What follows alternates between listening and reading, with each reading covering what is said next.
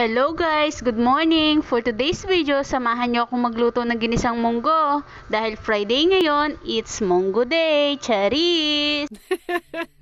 Kapag ganito na itsura niya guys, luto na siya. Nagisa na nga pala ako guys ng bawang at sibuyas at naglagay na rin ako ng nor pork cubes ang dagdag lasa. Tapos sinunod ko na rin na pinakulo ang munggo at nilagyan ko na rin siya ng tubig.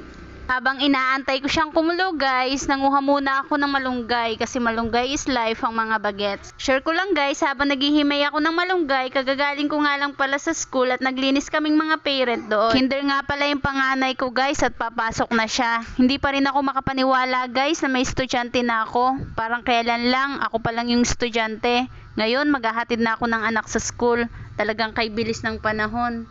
Going back guys sa aking niluluto, naglagay na nga pala ako ng pampalasang sangkap tulad ng magic sarap, asin at paminta. Hinalo ko lang siya ng konti at inilagay ko na rin ang malunggay. Habang inaantay ko siyang kumulo, ay nagluto na rin ako sa kabilang lutuan ng tuyo.